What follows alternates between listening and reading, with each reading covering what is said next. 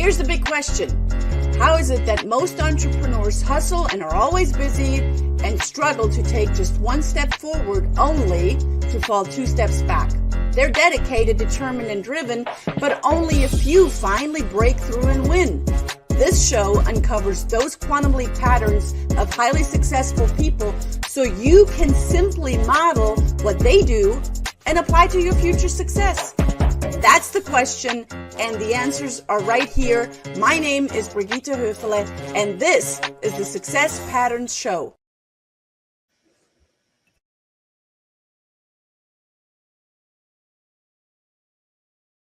A minute, why can you not see me? There I am. Welcome everyone. My name is Brigitte Höfele. I am so honored to be here with you live and alive from Atlanta, Georgia.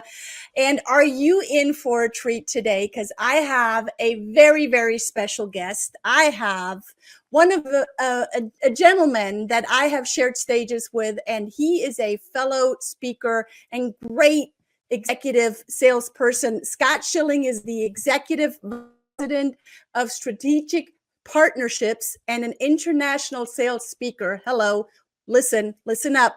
And a trainer who brings a unique combination of 35 plus years of life experiences in sales and marketing and training in corporations and business owners, entrepreneurs, and individuals. When he speaks, I listen. He's presented to over 2,500 live events, sharing the stage with people like General Colin Powell, Steve Forbes, Suze Orman, Jack Canfield, Les Brown. Any of these names ring a bell? Former First Lady Laura Bush, and plenty of more people. As an internationally accomplished and entertaining presenter, Scott has spoken to hundreds of thousands of attendees across range of all industries. He brings a wealth of knowledge. You better have something to write with and something to write on, because you want to take notes like crazy. He brings a wealth of knowledge and expertise to the airwaves, boardrooms, podium, and print. He's written 15 books to date, including recently released That Sucks, What Now? Great book. Go read it. I have it. He brings real world solutions to getting through what you are going through. He is a highly sought after sales expert because of the results he produces, not the words that he speaks, but the results that he produces. His training propelled one client's business to grow from approximately $8 million annually to almost $100 million in just under 6 years. Ladies and gentlemen, help me welcome Mr. Scott Schilling. Welcome, Scott. How are you, my friend? I am fabulous, Brigitte. Thank you for the opportunity. Always fun to be with you. Always great having you here. And we have served on some boards. We have served on stages. That's how we know each other. And I just find it fascinating, Scott, that our paths continue to cross. And I don't know if that is that's something that happens. What do you think? Well, I think if you've got common interest and common desires, and the world is in such a place right now that it needs good people to help other good people, and so I think the world is conspiring to put us together. I agree. I 100% agree. So you've been in this industry in serving and speaking in sales and marketing and really empowering others to be who they are.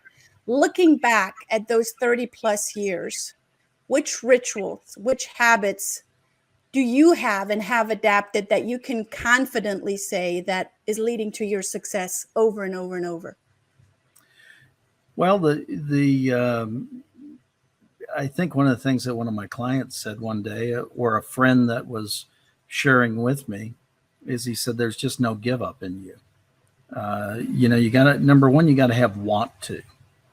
You gotta want to make a difference, and you can teach tips and techniques and strategies and all sorts of different things, but if you don't have want to, it doesn't do any good. So, I think one of them is want to.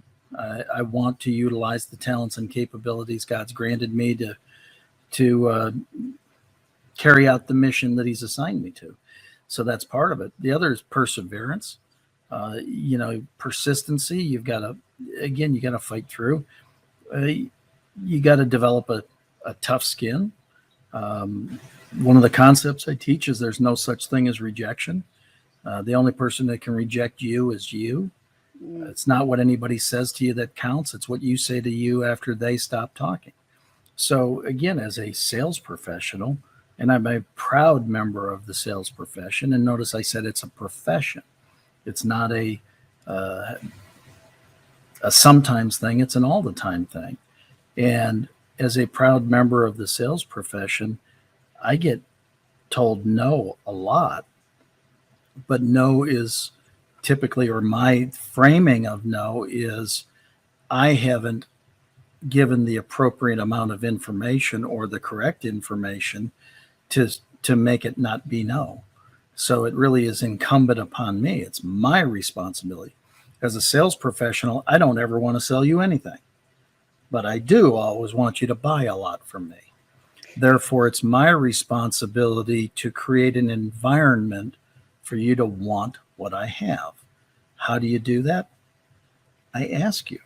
It's a novel way. People make selling way too hard. It's 4 words. 4 words. Identify, problem, provide, solution. Say that again. Identify, problem, provide, solution.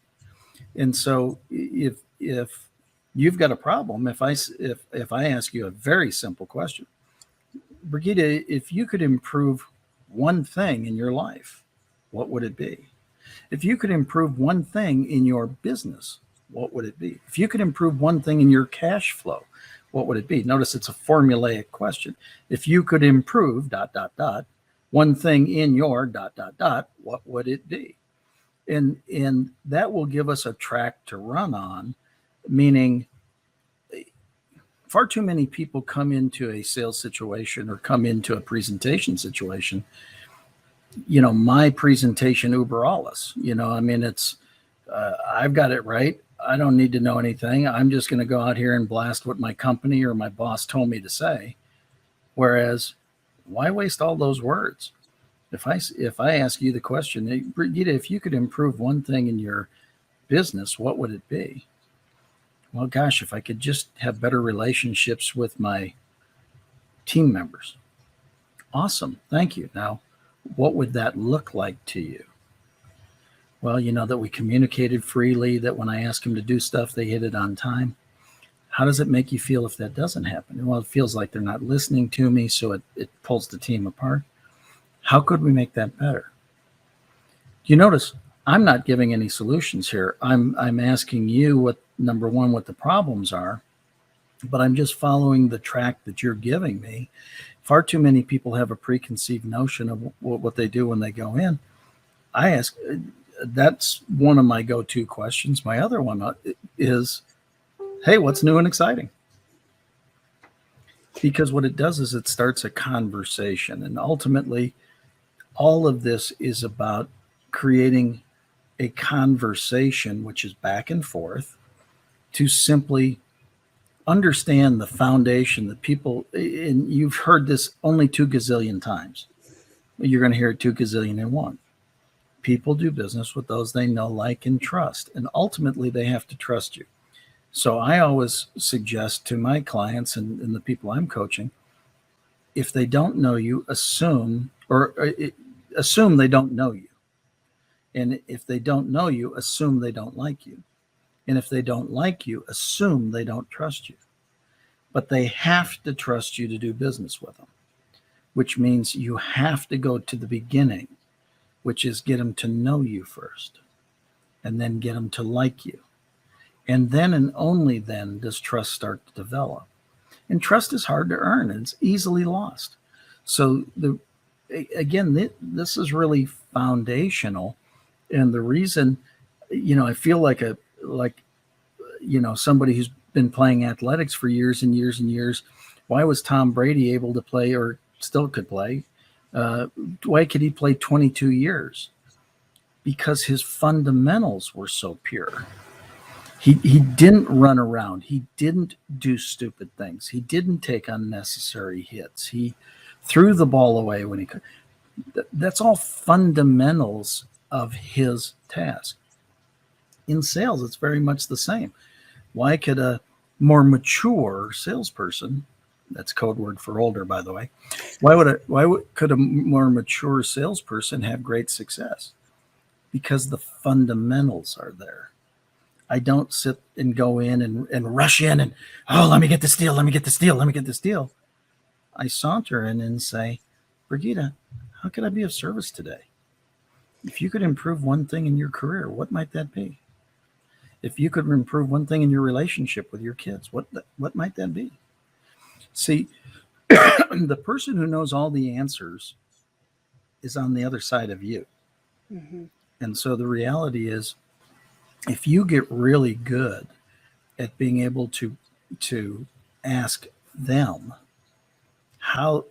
what would serve them and how they would like to be served. Two simple questions. And not assume, but ask them. Yeah, not assume. Not, and you and I were talking about this before we went on. I've done a lot of things really well, but what I didn't do a lot of is asking for some of the things that would have made my life easier, quite frankly. I made the decision, 2022 changes all that. And so now I do. Guess what? My life has gotten easier. Wow, you can't teach an old dog new tricks. I would say a mature one, okay? Okay. Now in those 35 plus years, it wasn't always smooth sailing, was it, Scott? But there were the fundamentals. Which were the years that were smooth sailing? Was there one entire year that was a smooth sailing? I don't know. We don't have to go into that. Not a chance. But you mentioned those fundamentals. And I think when we're grounded in our core values, when we're grounded in our fundamentals, when we're grounded in knowing what we stand for and what the value that we bring and what kind of answer we are for humanity. And it starts with one person, right? Mm-hmm. That creates that. And we talked about a meme that you did and something that you said in one of your shows a few days ago. It's creating that ripple. Yeah. Well, the reality is that we have. I wrote a blog a while back, and the title was "Everything Starts with a Decision." Well, the reality is, if you look at the root word, the Latin for decision comes from decidere, to cut off. When you make a decision, you cut off all other possibilities. So, as an example, my wife Peggy and I are married 26 years. And before we got married, we made a decision. We cut off the possibility of not being married. We said, we're going to be married forever. And so therefore, as soon as that decision was made, other decisions were automatically made, like you don't do certain things that lead to loss of trust or loss of relationship or things like that. So the point is, it's the same in a business situation. It's the same in a selling situation. You make a decision that I'm going to work with my clients with integrity. I share my core values with people: faith, honesty, integrity, courage, stewardship. These are important to me. And so I want you to know them because, quite frankly, I want you to hold me accountable for them. And, people talk, I was talking about this the other day. I said, I am gained great clarity over the holidays that I've got a triad purpose on the planet: share messages of hope and inspiration, teach and train others to do the same, and build a worldwide community full of people that respect, honor, and dignify each other. And so as I shared that with somebody, they said, I'm surprised you didn't say respect, honor, dignify, and have integrity. And I said, well, let me share why. And he said, great. I said, respect, honor, and dignity are external actions. Mhm. If respect is how I treat you, honor is how I lift you up, dignity is how we both feel after that's done. So my task is to build a worldwide global community of people that respect, honor, and dignify each other. External actions. Now, in order to do that, I do that through the internal action of integrity. Mm. Integrity comes from the word integer, one, wholeness. How you do anything is how you do everything. Yes. Oh, So the reality is, integrity is that piece that is foundationally internal so that I can do the things externally to build my business and my community the way I choose to. love everything that you say. And we have a great question from Brian who's watching, and shout out to all of our viewers. What do you use to build trust? Are there any steps that can be followed that you want to share with the viewers? Well, absolutely. In order to build trust, you first have to be trustworthy. Novel concept, right? So how do you build trust? You build trust through confirmation of actions committed. So if I say to you, Brigitte, this is absolutely wonderful, and I will get back to you. Does 2:00 on Tuesday work for you? And you agree to that. I call you at 2:00 on Tuesday. That is a trust building situation. Now, I do not call you at 1:30 Mm-hmm. because that doesn't accomplish the same thing. And I certainly don't call you at 2:10.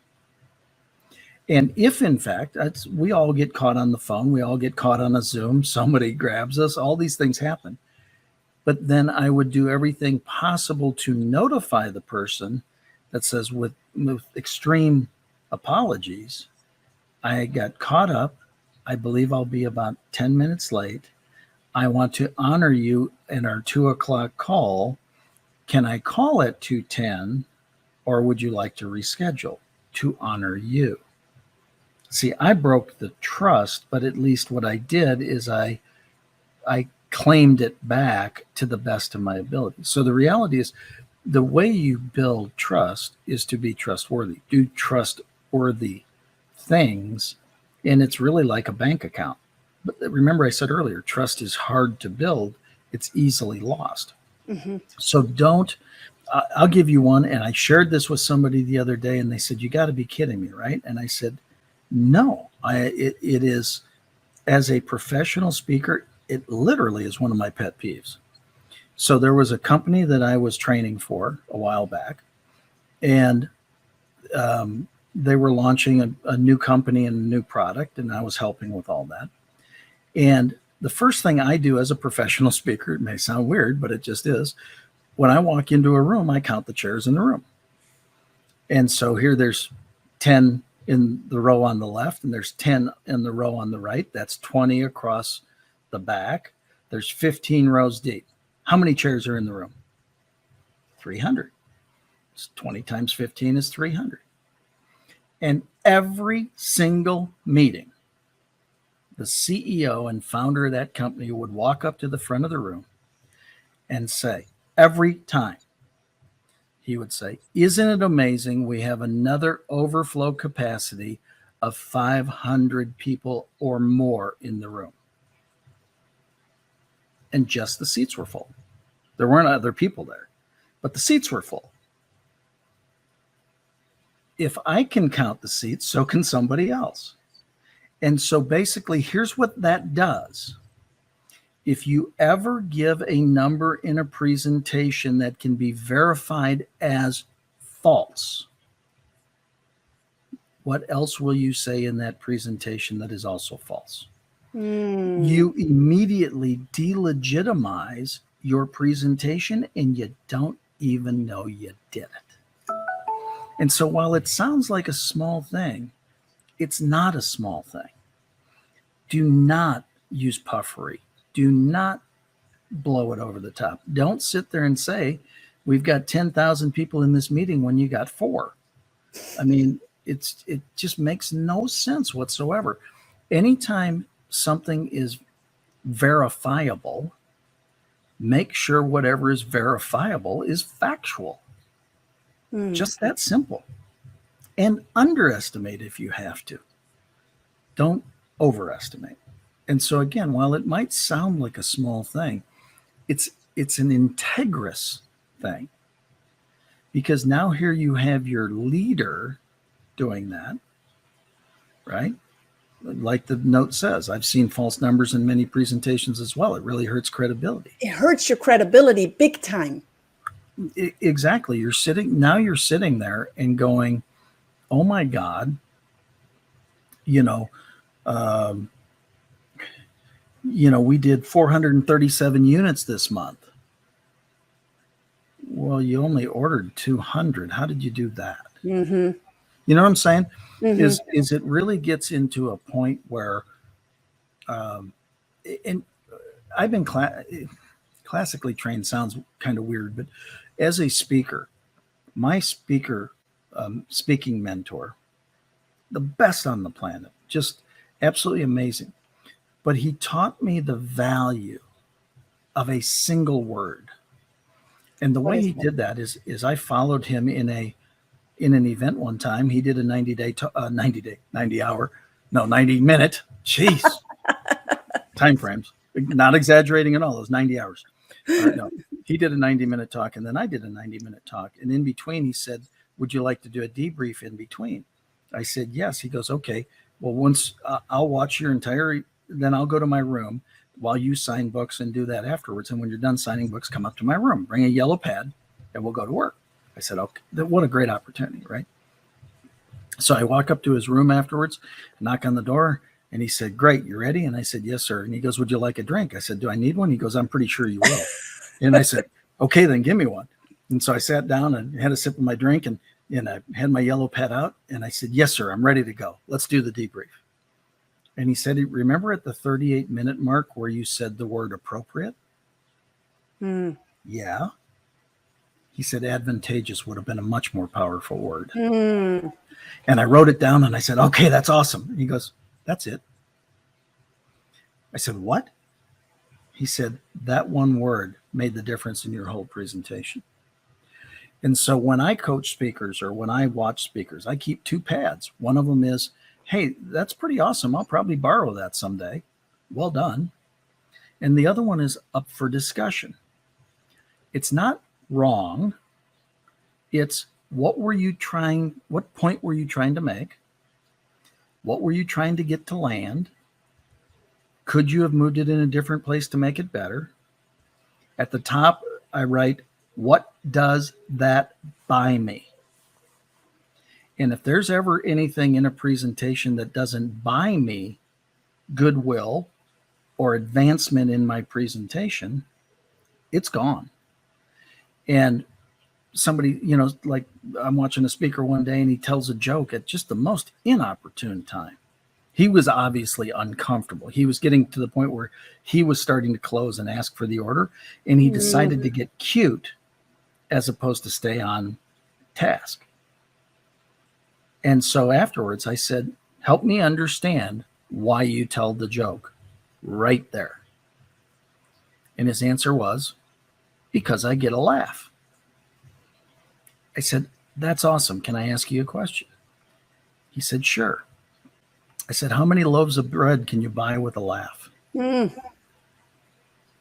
he said, what are you talking about? And I said, well, which was more important, the laugh or the loss of sales and commissions because of that laugh? And he said, I was just trying to have fun. I said, you can have all the fun you want. Do you want fun or bread?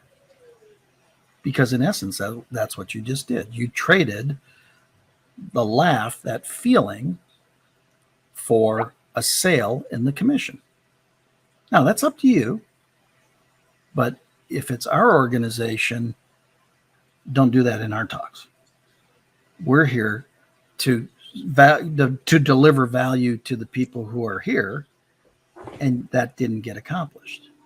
So there's an intentionality in that, in knowing, first of all, words have power, like you just said. No. And being very intentional, knowing which words have which power, right? Which words have what do people give meaning to what you're saying, and how vague or how specific is it? Man, we could go on and Can I give on. you a quick example of that? Yes, please. Simple words. Is there a difference? Sex education versus sex training.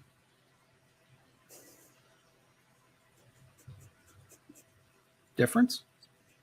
Big. Huge difference. People don't understand what they say sometimes. And in a presentation, and especially in a selling from stage environment, it can be as little as a single word. I remember one real quick story here. I went to an event, and there was a mentor that I had a brand new gold American Express card. I was going to fill it up to become his protege. And I heard him from stage, and he said,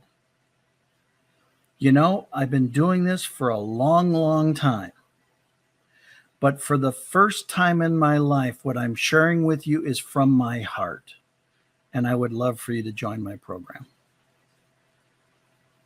I said, I'm out.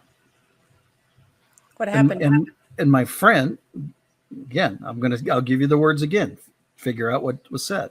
My friend next to me said, didn't you come to join his program? I said, absolutely. He said, but you said he's out. You're out. So let me say what he said again. First, I've been doing this for a long, long time. But for the first time, I'm coming to you from my heart. And so I'd love for you to join my program. I needed to hear it twice. Yeah.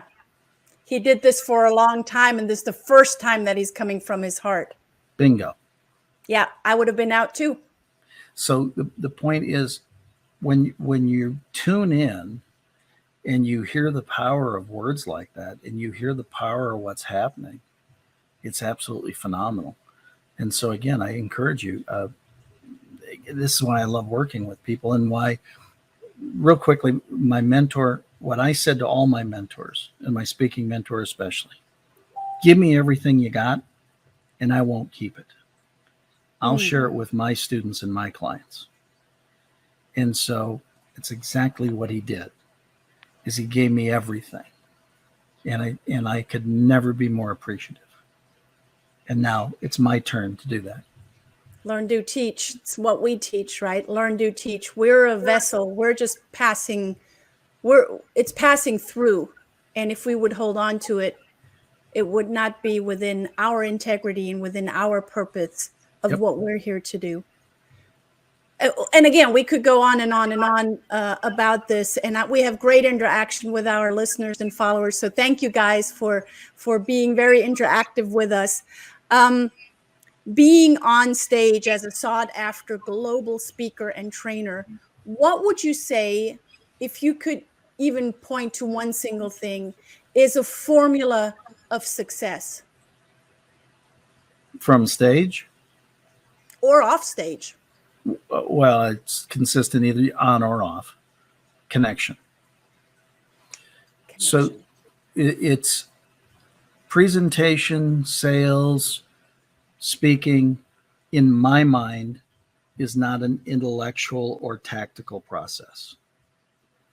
It is a strategic, heartfelt, relational process. I can get this to fire off all sorts of words. I did 21,557 words over 1,500 times in a 5-year period, 5.5-year period. But if you couldn't make those 21,557 words sound like it was the first time to that person, it was a problem. And that's the strategic, heartfelt, relational. What people forget in the communication process, there's 3 components. There's words, there's tonality, and there's physiology. And communications is a combination of all three. Amen. And unfortunately, what most people don't understand is the smallest portion is the words. And so you've got to be able to make the words dance. I am so excited to be here today. Oh my God, thank you, Brigitte, for this opportunity. Or, you know what? This is the most ridiculous thing I've ever done. See, yeah. The words might have been, it's ridiculous, but the tone was, man, I'm having a blast. Yeah. And tone and physiology will always outplay the words. And so it's, if you're happy, tell your face, communicate in a way that you have fun. I love doing this. I love sharing messages with people with a desire that it lands for them so that they can share messages. It just feels great. That's the cool part of this. And clearly you do this because you care for people, because you love people. Mm-hmm. If you don't like people, you're in the wrong bit. Absolutely in the wrong place. It's like, the heck you doing here? And that's the thing. I think people, because sometimes the speaking business especially is billed as the highest paid hourly opportunity that exists. And that is true. I mean, my best hour on stage, I sold $684,000 worth of product. It was a pretty good hour, and the compensation that comes from all that. Trust me. But the compensation that comes from all that is the happy byproduct of providing value to those sitting in the seats ahead of the reward. Right. My tagline personally is maturing relationships into rewards. It's how do we take, I've spent years of my life and career being the hub to other people's spoke. See, the chances of you needing what I do when we meet is negligible. The chances of you needing to know something or someone I know is probably 95%. So the reality is if I'm the hub to your spoke, I can be of service, which is why I teach the concept of the acronym ASSET, a spontaneous servant every time. Become a spontaneous servant every time, the rest takes care of itself. So when you ask me to come on your show, well, number one, we're friends. I'd love to do that. So that's cool. I can be an asset that way. Number two, you've got some really cool people that watch your show. I'm honored that I have the opportunity to potentially share a nugget or two here or there that's of service to them. Do you understand how it all kind of feeds together?